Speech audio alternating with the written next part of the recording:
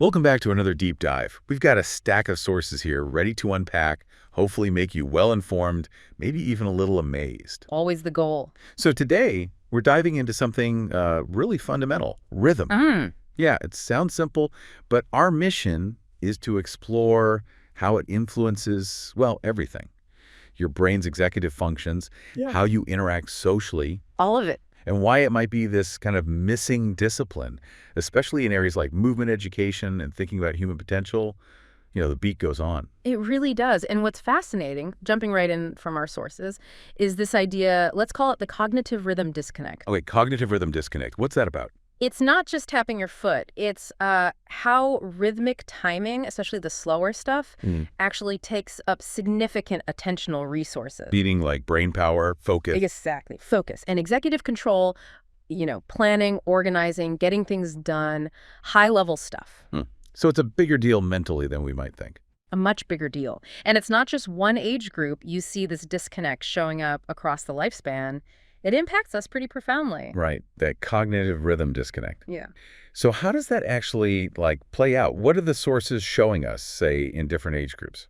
Well, take development, for instance. Kids with neurodevelopmental disorders, like DCD. Developmental coordination disorder. That's the one. They often show poorer rhythm discrimination. They struggle with it. Okay. And this is really interesting, give them auditory rhythmic cues, like a simple beat. Yeah. And it can actually facilitate their temporal consistency, make their movements smoother, more synchronized. Wow. So a beat can help a child walk more smoothly if they're struggling? Essentially, yes. And it goes further. Rhythm-based music interventions, they've been shown to enhance inhibition in preschoolers. Inhibition meaning self-control, impulse control. Precisely. Controlling impulses, staying focused, which, is critical for learning anything. Makes sense. And these interventions link up to better cognitive skills, generally self-regulation, attention, memory. Okay, that's huge for early development. It is. And get this.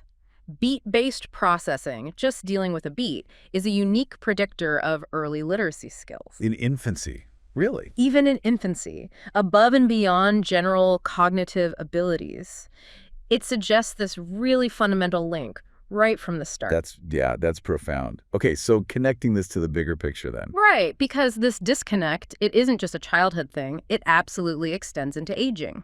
How so? Well, a good chunk of age-related decline in executive function. It seems to be explained by changes in brain connectivity, how different parts talk to each other. Things slow down, connections get weaker. Sort of, yeah. But here's the hopeful part.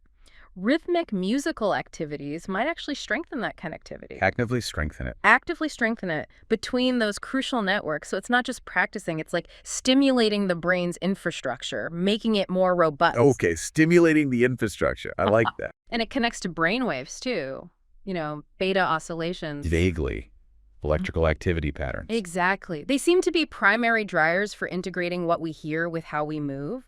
Auditory motor integration. Oh. They reflect predictive timing, our brain anticipating the beat, coupling sound and movement effectively if those are off. Things get clumsy, harder to predict. You got it. Yep. Catching a ball, maybe even just the flow of conversation. And a key hub for this seems to be the dorsal premotor cortex, the DPMC. It's like the command center pulling it all together. Okay, DPMC. Command center. Yeah. So let's bring this back to the listener. What does all this mean for you and for this idea of rhythm as a missing discipline? It points to rhythm as a powerful reconnection tool. Reconnection. Yeah. Rhythmic training causes rapid neuroplastic changes. Your brain literally rewires itself quickly, enhancing connections. Between which areas? Key areas like the motor cortex movement control and the cerebellum coordination. Okay. And doing this can even reduce cognitive load by making your attention more efficient, improving that predictive processing we talked about. It frees up mental energy. So it makes your brain work smarter, not harder in a way. That's a good way to put it. And this isn't just theory. Rhythmic entrainment, getting in sync with a beat, shows real positive effects in neurological disorders like Parkinson's. Right. You hear about that with gait sometimes. Exactly. It helps with walking smoothly in the moment.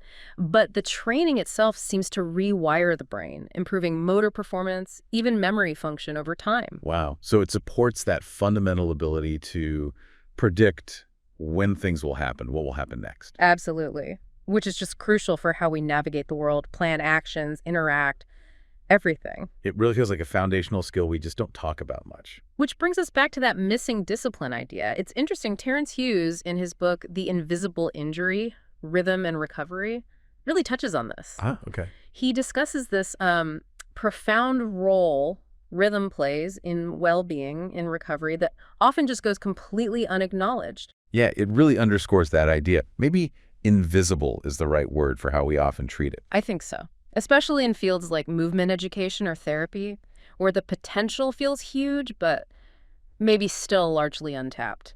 So that wraps up our deep dive into rhythm for today. It really reveals rhythm as, well, much more than just music or dance. Definitely. It's this fundamental integrative force: cognition, movement, interaction. We really hope this gives you, the listener, a fresh perspective on just how powerful the beat is in everything we do. Yeah, and maybe a final thought to leave you with. What if we actually consciously started integrating more rhythm-based practices? Yeah. Everywhere from schools to clinics, really leveraging this powerful capacity we all seem to have.